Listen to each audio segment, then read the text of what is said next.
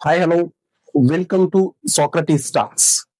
இன்னைக்கு நாம இந்த வீடியோல எதை பத்தி பார்க்க போறோம் அப்படின்னா, rich people mind set versus middle class people mind set. அதாவது பணக்கார மக்களோட மனநிலைக்கும் நடுத்தர வர்க்கத்தை சார்ந்த மக்களோட மனநிலைக்கும் உள்ள சில வித்தியாசங்களை நாம இந்த பதிவுல பார்க்க போறோம். இன்னைக்கு மனிதனோட ஆயுட்காலம், சராசரி ஆயுட்காலம் 50 முதல் 60 ஆண்டு காலம் அப்படின்னு சொல்லிட்டு பல ஆய்வு அறிக்கை நமக்கு தொடர்ந்து சொல்லிக்கிட்டே இருக்குதுங்க. சோ இதுக்கான காரணம் என்னன்னா, மாறி வரக்கூடிய நம்மளுடைய வாழ்க்கை முறைதான். நம்மளோட ஃபுட் ஸ்டைல்ல இருந்து லைஃப் ஸ்டைல்ல இருந்து எல்லாமே சேஞ்ச் ஆகுறதுனால நம்மளோட லைஃப் ஸ்பேனும் 60 இயர்ஸா ரொம்ப ஷார்ட்டா குறுகி வச்சுங்க. சோ இந்த 50 to 60 ஆண்டு கால வாழ்க்கையில முதல் 20 ஆண்டுகள், ஃபர்ஸ்ட் 20 இயர்ஸ் நம்ம எதுக்கு இன்வெஸ்ட் பண்றோம் அப்படின்னா, மிச்சம் இருக்கிற இந்த 40-50 ஆண்டு வாழ்க்கையை நம்ம எப்படி வாழ போறோம், அதுக்கு என்னென்ன ஸ்கில்ஸ் தேவை, என்னென்ன நாலேஜ் எல்லாம் நமக்கு தேவை அப்படின்னு சொல்லிட்டு இந்த முதல் 20 வருஷம் நாம இன்வெஸ்ட் பண்றோம். எங்க இன்வெஸ்ட் பண்றோம்? நம்மளோட ஸ்கூல்ஸ்ல, காலேஜ்ல. 3 வயசுல ஸ்கூலுக்குள்ள போறோம், நம்ம 17 வயசுல தான் ஸ்கூல் விட்டு விடுவோம். இந்த 15 இயர்ஸ் அந்த ஸ்கூல் ஜெர்னில நம்ம நிறைய விஷயங்களை கத்துக்கிறோம். எழுத கத்துக்கிறோம், படிக்க கத்துக்கிறோம், பேச கத்துக்கிறோம், மேக்ஸ் கணக்கு போட கத்துக்கிறோம். அது இல்லாம நம்மளுடைய தனிப்பட்ட திறமைகள், நல்லா பாட கத்துக்கிறோம், நல்லா டான்ஸ் ஆட கத்துக்கிறோம், நல்லா ஓட கத்துக்கிறோம். சோ இது மாதிரியான எல்லா ஸ்கில் செட்டையுமே நம்ம வந்து அந்த 17 இயர்ஸ் ஸ்கூல் லைஃப் முடியறதுக்குள்ள லேர்ன் பண்ணிடுறோம். அதுக்கப்புறம் நம்மளோட வாழ்க்கை எது மாதிரி மாறணும், நம்ம வாழ்க்கையில என்னவா ஆகணும் அப்படின்னு சொல்லிட்டு நமக்கு பிடிச்ச ஒரு டிபார்ட்மெண்ட், ஒரு துறையை தேர்ந்தெடுத்து காலேஜுக்குள்ள என்டர் ஆகிறோம். அங்க 3 to 5 இயர்ஸ் நம்மளோட காலேஜ்ல நமக்கு பிடிச்சத படிக்கிறோம். சட்டம் படிக்கிறவங்க ஃபியூச்சர்ல வழக்கறிஞர், லாயர்ஸ் ஆகுறாங்க. மெடிசனை பத்தி படிக்கிறவங்க டாக்டர் ஆகுறாங்க. இன்ஜினியரிங் பத்தி படிக்கிறவங்க பொறியாளர் ஆகுறாங்க. ஏன் சமையலை பத்தி படிக்கிறவங்க பெஸ்ட் குக்கா கூட மாறுறாங்க. சோ நீங்க டிரான்ஸ்லேஷன், இந்த என்டையர் டிரான்ஸ்லேஷன் நீங்க கூர்ந்து கவனிச்சீங்கன்னா தெரியும், நம்மளோட எஜுகேஷன் சிஸ்டம் நம்மள ஒரு பெஸ்ட் எம்ப்ளாயா ட்ரெயின் பண்ணி இந்த சொசைட்டிக்கு கொடுக்குதுங்க.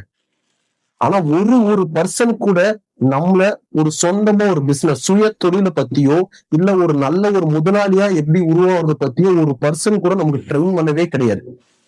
சோ நம்ம என்ன படிக்கிறோமோ அதாகவே மாறுறோம். சோ இந்த மிஸ்டேக் எங்க இதோட விளைவு ஏற்படுது அப்படின்னா, நம்மளோட ஆற்றல், அறிவு எல்லாத்தையுமே வச்சுக்கிட்டு ஒரு பிரைவேட் கம்பெனிலயோ இல்ல ஒரு கவர்மெண்ட்லயோ ஒரு பெஸ்ட் எம்ப்ளாயா நம்மளால இருக்க முடியுது. பட் ஆனா இன்னொருத்தரோட வளர்ச்சி, இன்னொரு மனுஷரை இல்ல இன்னொரு கவர்மெண்ட்டை பணக்காரனா மாத்துறதுக்கு நம்ம வாழ்நாள் முழுக்க உழைக்கிறோம்.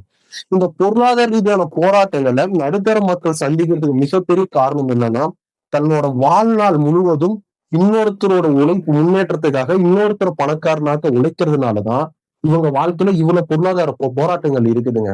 சோ இதனாலதான் நம்ம இந்த வார்த்தைகள் அடிக்கடி கேள்விப்பட்டிருப்போம்.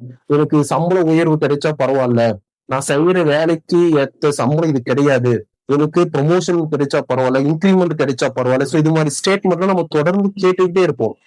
இதுக்கெல்லாம் என்ன காரணம் அப்படின்னா, மிடில் கிளாஸ் பீப்புள் அவங்க சேலரி, அதாவது சம்பளத்துலதான் கவனம் செலுத்துறாங்களே தவிர சொந்தமா ஒரு தொழிலை உருவாக்கிக்கிறதுக்கு அவங்க தயங்குறாங்க, பயப்படுறாங்க.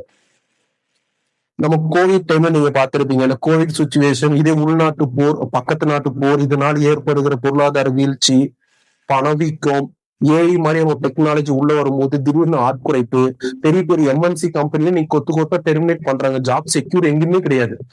சோ இது மாதிரி உலகளாவிய மாற்றங்கள் எல்லாம் ஏற்படும் போதெல்லாம் இங்க பாதிக்கப்படுறவங்க எல்லாம் மிடில் கிளாஸ் பீப்புள் தான். ஏன் அப்படின்னா அவங்க போக்கஸ், கவனம் ஃபுல்லா எது டிபெண்ட் பண்ணி இருக்குது? சேலரி டிபெண்ட் பண்ணியே இருக்குது.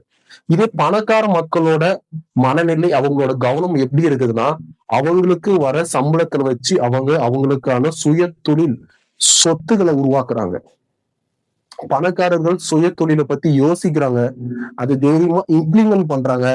எவ்வளவு தடைகள் வந்தாலும் கன்சிஸ்டன்சியா அதை போராடுறாங்க, ஃபைனலா சக்சஸும் அடைகிறாங்க.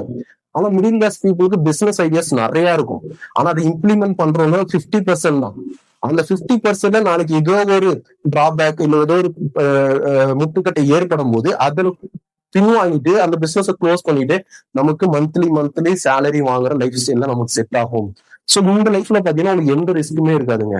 But going to become A business entrepreneur அப்படின்னா நீங்க நிறைய சவால்கள் வாழ்க்கையில சந்திச்சுதான் இருக்கணும், ஏற்றம் தாழ்வுகளை சந்திக்கணும்.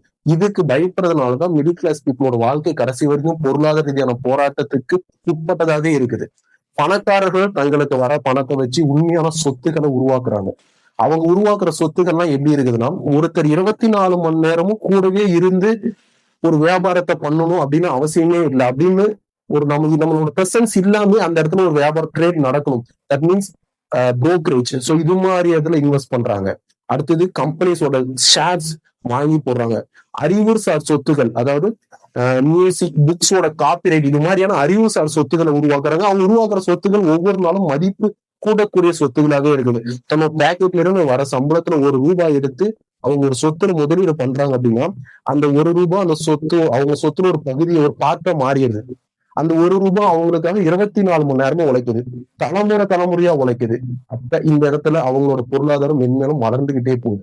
ஸோ மிடில் கிளாஸ் பீப்புள் பண்றதுக்கும் ரிச் பீப்புளோட மைண்ட் செட்டும் என்ன டிஃபரெண்ட் அப்படின்னா, பணக்காரர்கள் ரிஸ்க் எடுக்க பயப்படுறதே இல்லை. சுயமா தொழிலை பத்தி தன்னோட வருமானத்தை வச்சு சுயமா தொழில் உருவாக்குறாங்க. அது எவ்வளவு போராட்டங்கள் வந்தாலும் கன்சிஸ்டன்சி நிக்கிறாங்க. பட் ஆனா மிடில் கிளாஸ் பீப்புள் தங்கள் வாழ்நாள் முழுவதும் ஒரு கம்பெனிக்காகவோ இல்ல தனிப்பட்ட ஒரு முதலாளிக்காகவோ தங்கள் வாழ்நாள் முழுக்க உழைக்கிறாங்க. அவங்களோட அதிகபட்சமான எதிர்பார்ப்பு என்னன்னா சம்பள உயர்வு, ப்ரொமோஷன்ஸ். சோ இது மாதிரியான சம்பளத்தை சார்ந்த போக்கஸ் இருக்கிறதுனால அவங்க இன்னும் மிடில் கிளாஸாவே இருக்கிறாங்க.